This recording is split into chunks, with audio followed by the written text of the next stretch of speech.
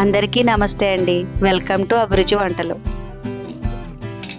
పిల్లలైనా పెద్దవాళ్ళైనా ఎంతో ఇష్టంగా తినే కాజు బిస్కెట్ని ఈరోజు మనం రెడీ చేసుకుందామండి. ఎక్కువ ప్రాసెస్ లేకుండా సింపుల్గా రెడీ అయిపోయే కాజు బిస్కెట్ని ఏ విధంగా చేయాలో చూసేద్దామండి.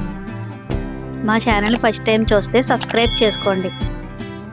ఒక గిన్నెలో 1 కప్పు మైదాని, 2 టేబుల్ స్పూన్ల షుగర్ని, రుచికి సరిపడా సాల్ట్ని, 1/2 టీ స్పూన్ వంట సోడాని, 1/2 టీ స్పూన్ వాముని నలిపి వేసుకోవాలి. వీటన్నిటినీ వేసుకుని ఒకసారి బాగా కలుపుకోవాలి. పిండిని బాగా కలిపిన తర్వాత పిండిలో వేయడానికి 2 టేబుల్ స్పూన్ల నెయ్యిని వెచ్చజేసుకుని ఇందులో వేసుకోవాలి.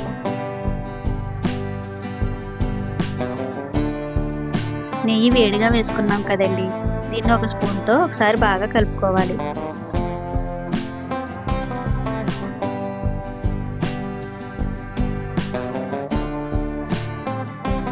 ఇప్పుడు పిండిని బాగా కలుపుకొని ముద్ద అవుతుందో లేదో చూసుకోవాలి. ఒకవేళ ముద్ద కాకపోతే ఇంకొక స్పూన్ నెయ్యిని వేసుకోవాలి.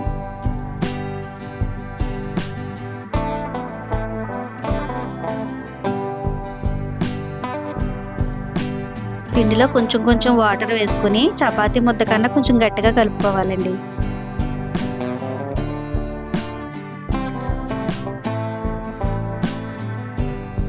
పిండిలో షుగర్ని మనం నేరుగా వేసాం కదండి, అది కరిగిన తర్వాత పిండి మళ్ళీ పలచనవుతుంది. అందుకనే ముందుగా చూసుకుని గట్టిగా కలుపుకోవాలి.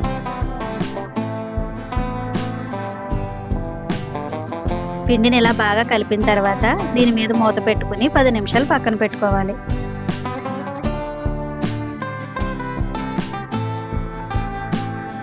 పది నిమిషాల తర్వాత పిండిని ప్రెస్ చేస్తూ కలుపుకొని 2 ఈక్వల్ పార్ట్స్ కింద చేసుకోవాలి.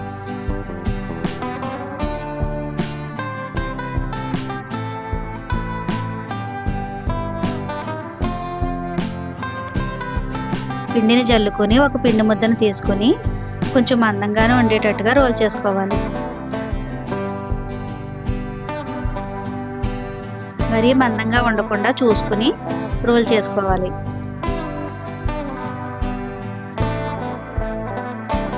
వీడియోలో చూపించిన విధంగా ఈ మాత్రం మందంలోని మనం చపాతీ కింద రోల్ చేసుకోవాలి.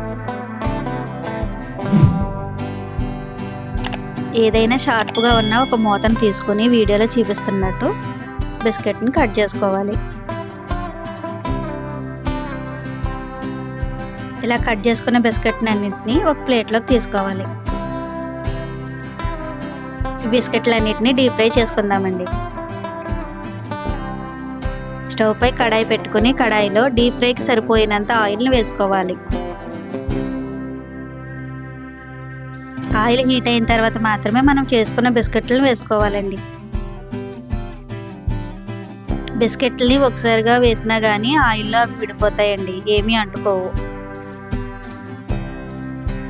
ఈవెన్గా అన్ని ఫ్రై అయ్యేలాగా కలుపుతూ వేయించుకోవాలి.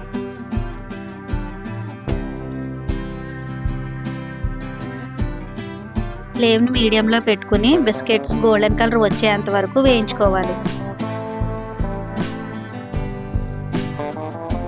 ఇలా బిస్కెట్స్ అన్ని గోల్డెన్ కలర్ వచ్చిన తర్వాత ఒక ప్లేట్లోకి తీసుకోవాలి.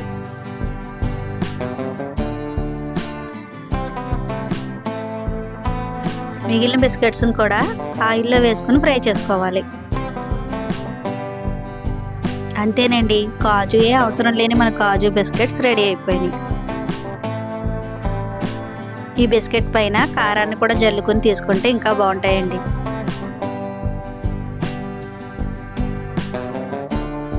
మా వీడియో నచ్చితే లైక్ చేయండి, షేర్ చేయండి, సబ్స్క్రైబ్ చేసుకోండి. మీ అమూల్యమైన ఫీడ్బ్యాక్ని తెలియజేయండి.